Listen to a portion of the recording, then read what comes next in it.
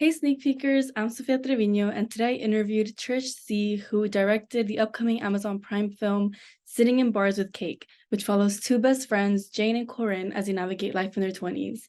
Corinne's the ultimate extrovert who convinces her shy friend, Jane, to commit to a year-long um, goal of baking cakes and taking them with them to the bars so that she can meet new people and develop confidence. And they call this cake barring.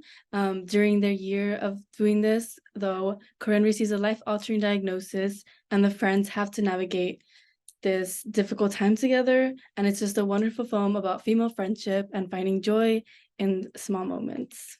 So I guess to get started, I wanted to ask you, I know you worked on previous films like Pitch Perfect and Step Up that were more comedic or more lighthearted. So how was it like going into this movie, which also had those lighthearted moments, but especially the second act was more of a serious tone. I really loved having the opportunity to tell a story that's a little bit more serious. Yeah, I want to laugh and I want to make people laugh, and I think humor is such an important part of all of our lives. But I loved about this story that it's real, it's serious, and it's not small stakes. It's a story that has some real heft to it, and I was super excited to get to tackle something like that. Mhm. Yeah, and I know Audrey wrote the screenplay, and this was based on her and her friendship with Chrissy. So did you work with her, and like what was kind of like working on something that's inspired by a true event? I worked really closely with Audrey. First of all, just because she's kind of an amazing human being. She's such a sweet, wonderful person and just has a great sense of humor. And she has sort of an amazing ability to detach herself enough from the story to be able to write, to write the script and not get so wrapped up in her own emotions. It was kind of incredible to watch. But I learned so much from talking to her about what it was like to go through this, and what Chrissy was like as a person, what that whole experience was Mhm. like for her. And it was very humbling, especially knowing that you're going to be tasked with Yeah. caring for this story that was real people, real lives, real things happened. And so it was a great responsibility, but she was an amazing help.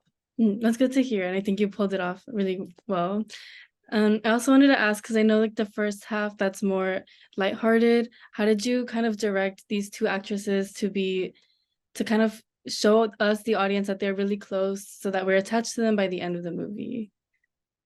I think they handled a lot of that themselves by having such a fabulous chemistry and camaraderie that is just, you can feel it when you see them together. The way they'll just like brush each other's hand, or just the way they flop around together. There's just they like each other so much in real life, and they've been friends for a while, even before this movie. And so I think you just can sense that flow that they have with each other.